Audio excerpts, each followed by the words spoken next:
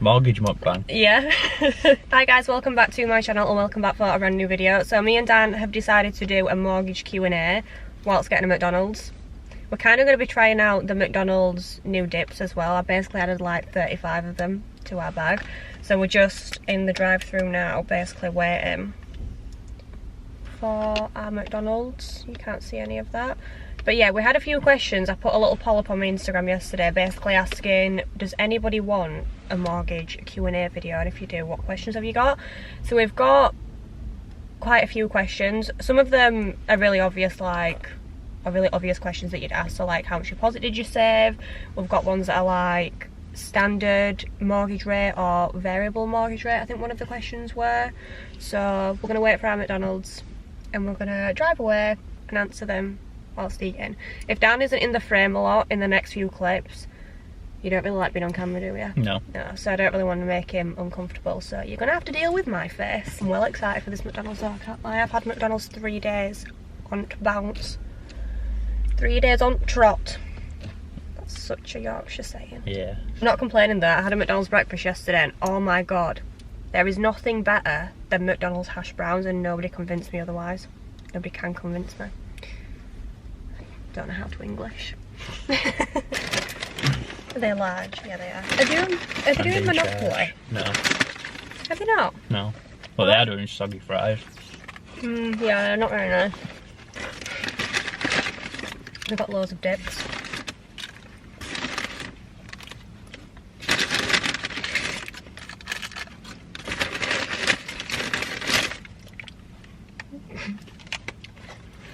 Smoky barbecue.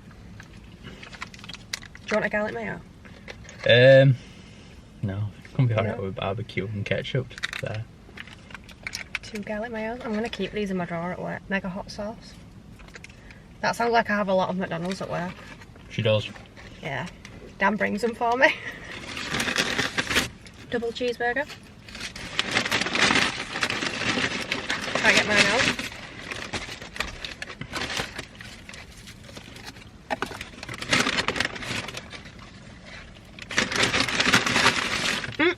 Mmm.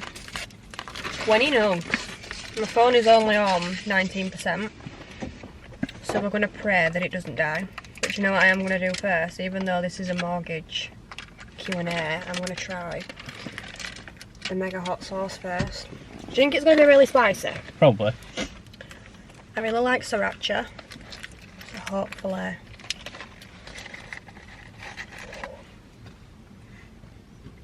Oh, that's fucking horrible.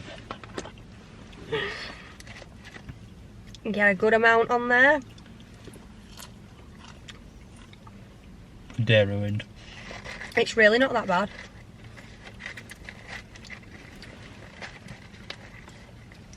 Face tells me different. Okay, first question is, how much did you save? Shall I say the full amount or shall I just say? Yeah. It was 10%, because that's the minimum now. Oh no, you can do 5%, but they're now doing like 100% mortgages, which I think is really good, because from what I know, that's for people, like you can prove it, if you can prove in the last 12 months that you've been able to afford your rent and pay it, then you can get a 100% mortgage, which I think is really good. But we saved 10% for our deposit, but we also saved the solicitor fees. And then did we save, were it like 8 grand to renovate? Yeah. Something like I lost track of how much money we spent, to be fair.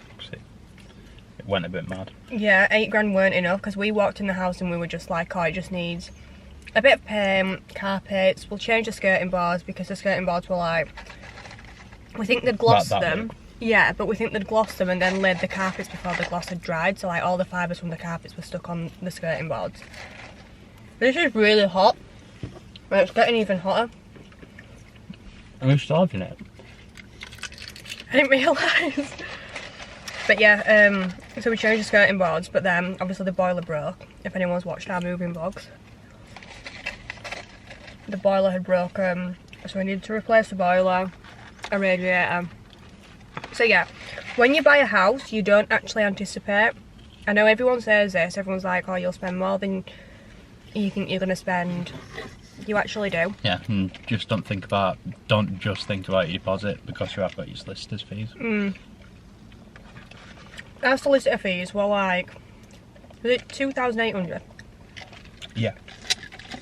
Oh, it weren't, but it were 2,000, I think. She charged us an extra 800. Do you remember that day I were on the phone to her? And now we're going back. Our solicitors were shit. Do not go with Arrow Conveyancing, is all I'm going to say. The only reason we went with them is because that's who the estate agent recommended, and we couldn't go with JS Law because it was conflict of interest because the vendor was going with them, so we couldn't go with the same ones. But that is who the estate agents used and they recommended. But yeah, I was literally going back and forth with our solicitor, and she was saying you need to send the money across, and like 4 times I was like, Sarah, see attached in the email a screenshot or like a PDF proving that I've sent the money over, and then she was like, but I need an extra £800, and couldn't justify why, and then sent over this breakdown which didn't make sense because it was like surveyor fees and things like that. But we didn't even have a full survey done on the house, because if we did, we'd have known that we needed a new boiler. Yeah. I think that's what it entails anyway, but one thing I would recommend is, I think it's like an extra £100 or something, and you can get someone to check the house like throughout. I'd really recommend that, because then you know what you're going to need to spend, and you know if it's worth carrying on, like going for that house, if that makes sense. I think we'd have still gone for the house knowing that, but would have probably not moved in as quick. But yeah, we'll save 10%. So for example, just use figures that we... Yeah, so we live up north, so houses aren't as expensive up north as what they are down south. So if you're southern, you're probably going to be like, how have you bought a house for this much? Yeah, so our house is an ex-council house, and I know there's a big stigma around ex-council houses, and I really don't know why. They're really big. They've got huge back gardens, huge front gardens. Everyone that lives on our street, apart from our next door neighbours, is really nice. We're in a feud with our next door neighbours because he keeps taking my parking spot, which is an arsehole. And leaves signs in front of my car. Yeah, I don't know why there's such a big stigma around council houses. I think it's quite pretentious to look down on someone that lives in a council house. Our house was on the market for 120,000. So I've always heard to bump them down first. So I did. I was never going to go in and say, oh, will you take the full 120, because then it's probably not worth that. And I don't think our house was worth 120. I think what we paid for it... No, work that needed doing to it. Yeah, I think what we paid for it was a really good price. So I bumped them down to 105, and the seller said, thanks for your offer, but unfortunately it's too low. And as we were leaving after we viewed the house, there was a property developer there, and the seller made it really clear he didn't want it to go to a property developer. He wanted first time buyers to have it. So the estate agents rung me and was like, have you got another offer? And we really wanted the house, didn't we? So I was like, 115 is potentially going to be our final offer, and he accepted it. So £5 grand less than what it was on the market for, which I think was a really good price. So 10% of that is 11,500, so that was our deposit, and then we borrowed 103,500. Yeah, 103,500. Yeah, from the bank, and then that's basically our mortgage, the 103,500. We've got it over 30 years because you can get it over 25 if you want, but the good thing about having it over 30 years, again from our mortgage advisor, is you can make higher payments than what your mortgage actually is and actually shorten it. So you could actually have it less than 25 years just by doing that. Our mortgage is a really good price because we got a really good rate. I think I got a question about that actually. I feel like I spent ages on the first question. Yeah. Lauren put everything, thank you so much. Fixed mortgages or variable? I'm not going to say what our rate is. No. I think that's... I don't care if people know, but I just think don't really say what it is. I really need to eat my McDonald's though, my fries are going cold. But we got our mortgage offer and guaranteed just before everything with the energy bills started going up and that. Yeah. Before everything went a bit economically unstable, we already had our mortgage offer confirmed. Yeah. So we got in we were lucky, to be fair. We got in at right time. We knew we wanted to buy, so we were already getting mortgages in principle to see how much we could borrow, to see what the repayments would be every month, because I am a psycho and like to have a spreadsheet on everything that goes out every month. And I'm financially irresponsible sometimes. Dan has nothing to do with the bills. He doesn't know. He doesn't even know if the mortgage has been paid. It has. Has it? It just looks really good on your part from our experience. If you say, can we view this house, you need to express how interested you are in it and not like, oh, I just want to view it. So what I said to the estate agent was, hi, can we view this house? We already have a mortgage in principle. It shows how serious you are. And then they ask who you've got the mortgage in principle with. And then they'll appoint you to a mortgage advisor, which... You don't have to take. I think it was really good though. I think it was £500, it was worth it. Yeah, definitely. See, did all legwork, we get mortgage confirmed. We can go back to him when we need to remortgage, and he got our house insurance and life insurance and things like that sorted. So I do think it was the best £500 that we've spent. But yeah, it just shows how serious you are when you do say that you've already got a mortgage in principle. You can literally just go online, type in mortgage in principle. London and Country charge you, I think, or very expensive. We first got our mortgage in principle with Barclays, but then found a different rate with someone else through our mortgage advisor that was actually a better rate. But to get the actual mortgage in place, we viewed the house in May. We got the agreement in June, so about 4 weeks. And then we got the keys to the house in August. That was our solicitor's fault though. Yeah. My sister bought a house after us and was in before us because she had different solicitors. Argue with your solicitors is what I will say. Yeah. Because the solicitors had all the information they needed from the seller by, I want to say, end of June. They just drag it out for more money, literally. Like, but I don't understand because they were already paid. Yeah. But basically, your solicitor, find one that hasn't taken on too much work, because that's what ours did. Like, as a company, they'd taken on way too many clients and couldn't manage them all at once. So argue with them and just be like, you've had the money, everything is finalised, give me my keys. And customer from hell. Yeah. I think we just had a bad experience with our solicitors. I'm not saying every solicitor is bad. There's really good ones out there. Like, I would have loved to have gone with JS Law because our vendor solicitors were ready and waiting, and they were chasing our solicitors as well. But we literally chased ours, couldn't get through to them. They didn't respond to emails. They were just, communication was just really bad. Your mortgage advisor also chases your solicitors as well. The communication was so bad, but yeah. It took about 4 weeks to get the actual mortgage in principle, like the one that we have now. Yeah, so the actual mortgage agreement from a mortgage in principle, because that's just, the mortgage in principle is just indication. With the mortgage application, you've got to put on like all your income, all your outgoings. We do obviously a hard search. Some of them are like, never want you to have had credit before, and like not an ounce of credit, and then they'll give you a mortgage and it's like, it's not feasible. But yeah. Next question is, fixed mortgages or variable? Depends on what economy's like, to be fair. It's a very complicated question, that. Ours is fixed, which probably fit best. We got a really good rate considering the circumstances. We moved in at the perfect time, and because everything was fine, it was on a straight and narrow because it was just after COVID, but we knew that house prices were only going to skyrocket. We were told we were buying a house at the wrong time, but because we'd already had our mortgage in principle and it was valid till December, we knew we were alright. So ours is under 5%, by the way. I'm not going to say like the full amount, but ours is definitely under 5%, and we got it fixed for 5 years. And the reason we got it fixed for 5 years is because we knew the economy was going to go to shit, basically.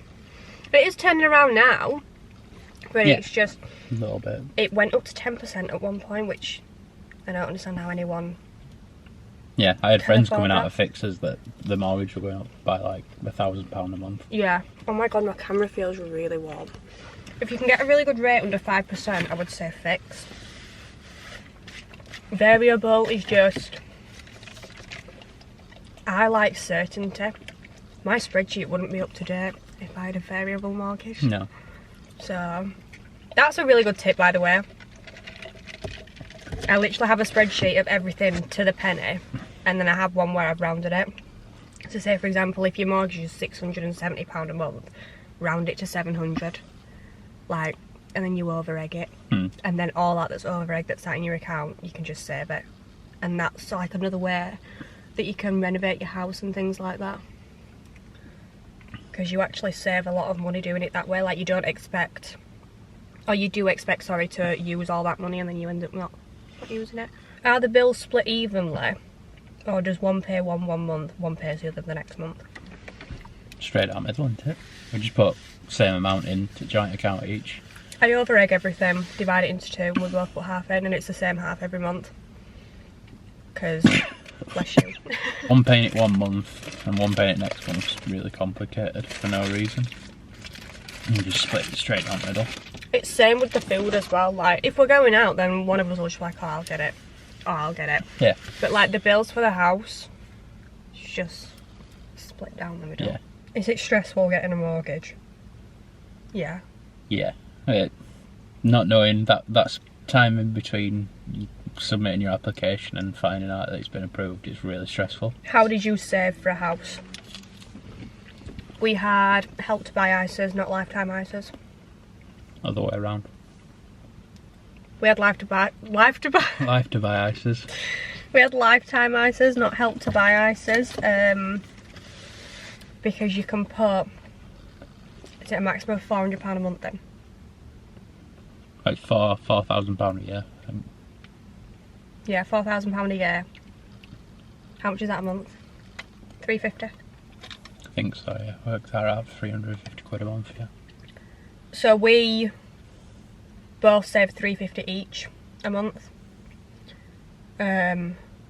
which got us £4 a year, but then you get 25% bonus on top of that. Yeah. So in a year, £5 each. And our mortgage, well, our deposit was 10%. So essentially, if there's two of you and you're up this way and you've got a house that's the same price as us, if you get a Help to Buy ISA, I want to say you could do it within 2 years. I don't want to say a year, because that would mean not doing everything, like not doing anything that you wanted to do. Yeah. And people aren't as fortunate as we were to save a house. People are paying rent and things like that. We were very lucky to move back into my mum and dad's house. They didn't charge us rent, they just said buy your own food, so we did. We just bought our own food. Yeah. And then we moved into your mum's house afterwards. And yeah, that's what helped us. If we were renting, we wouldn't have a mortgage. No. Nailed on. Nailed on, we would not have a mortgage. It's so difficult for people to rent and then buy a house at the same time as well. Cheeseburgers suck. Do you have to have a good credit rating for a mortgage? Yes and no. Yeah, but one thing I was asked about, 2 months prior to this, I'd used Klarna for buy now, pay later, and I'd paid it off, and it was still on my credit report. Yeah. So he asked me, didn't he? He was like, have you paid it off? And I was like, yeah, but I panicked. I was like, have I not? Yeah. But I really thought that was going to ruin the application, but yeah, they really do check. Like all you've got to download bank statements, haven't you? Yeah. Can't even talk. He had us sign up to, it was like Experian, but it was something else, and it was 30 days free, and you just cancel it. Check My File, I think it was, and it has every single credit reference agency on it. That you've ever had. And basically we downloaded all that, and our mortgage advisor, again, this is why it's a good reason to have one, he went through it all, and he sent it all off when we applied for a mortgage. Yeah. But yeah, I do think you have to have a good credit. I do think it helps. It's what they said. What it said to me were when we were going through it all. It's mortgages are very different to like loans and credit cards. It is a loan, but mortgage companies tend to be more bothered that you've not defaulted on things like car loans. Yeah, if you've defaulted on like a mobile payment, his words to us were they're not necessarily bothered about that because if it's not recent, they don't particularly care. Yeah. If you have a default, it goes off your file within 6 years, doesn't it? Yeah, but as long as it's nothing secured, they're not particularly bothered, because if you don't pay your mortgage, they take your house off you. Well, So- the reason some people don't get a mortgage is because if they miss one payment, the house is going to get took off them. Not necessarily true. No, but they will eventually recover their money from you by Yeah. taking the house. Our mortgage advisor said to us, oh my god, I'm really struggling with indigestion.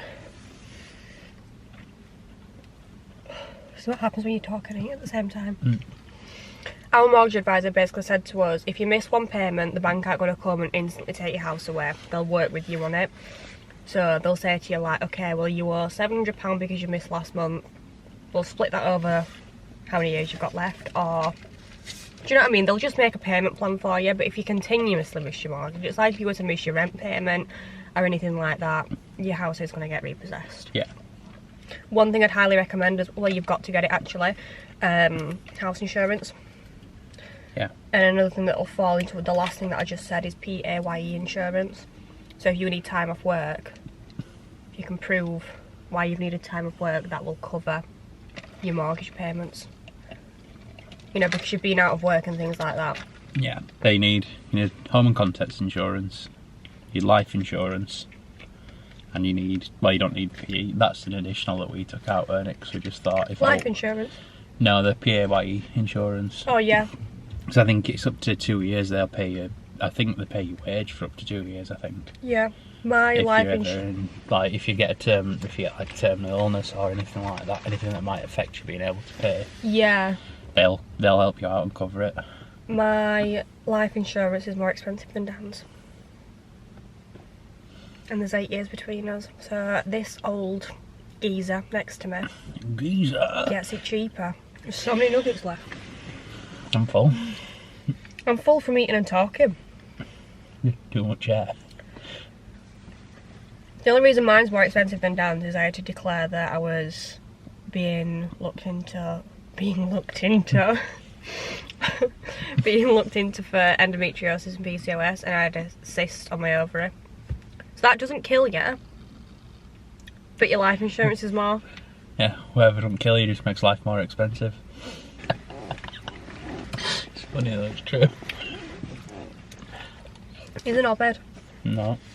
There's so many things. If you have any questions, your mortgage advisor will go through it. And I know the £500, and I know there's a lot of people that are like, they're a waste of money, they just take your money, blah, blah, blah. Ours, he was called Corey, he's based in Sheffield. Even if you're like an hour and a half away from him, I'd still take the time. We were an hour and a half at the time, weren't we? Yeah. I'd still take the time to go and see him, so I'm going to I'll leave his details down below. He's not paying me to say this. Not sponsored. Not sponsored.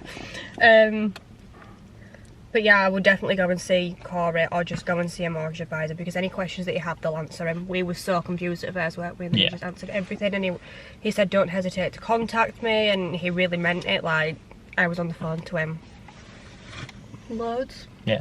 So it just twanged in my shoulder when I did that. Oh, you said loads. No, I like went to burp, but it didn't come up, and then I moved my head and something twanged in my shoulder. Like there. Life insurance has got more expensive now. Yeah. You can actually find mortgage calculators online as well. If you go on Rightmove, my battery's flashing at me, it's going to die. If you go on Rightmove and you see a house that you like, you can scroll down to the bottom and you can type in like your deposit, how much deposit you're going to have and things like that, and it'll calculate it for you. It will do it on their interest rate. I'm sure it does it on the best possible interest rate as well. It doesn't. Does it not? No. Because it was doing ours for 6%. But if you've got a mortgage in principle, you know how much that's going to cost, or you know how much your APR is, and you can just like amend that as well, and you'll get like a guide to how much. A rough idea. Yeah. What it's going to cost you. One thing I would do is I would get your gas, your electric, water, council tax. Council tax is a fucking scam. Just like all your bills, everything that you think you need to pay, get a spreadsheet and put your maximum thing in that you can afford to pay. Your mortgage advisor will do that with you as well, and they'll also put, like, if you've got car finance and things like that that you're paying out, they'll also put that on there for you and see if you can afford it. It's like an affordability tracker really, isn't it? Yeah. So don't overstretch yourself. Yeah, you want money left for yourself at the end of it. It's all well and good having a house, but you don't want to have an house that you sit and crying all the time because you've got no money. You can't do anything other than sit in your house. Yeah. My phone is so warm. Yeah. My camera feels like it's gonna blow up. I'm going to end this video here so my camera doesn't blow up. Love that. If you've got any more questions, leave them down below and I'll do my best to answer them. I hope I answered as many as possible, and I know I ramble on for ages, but I like to give as much detail as possible.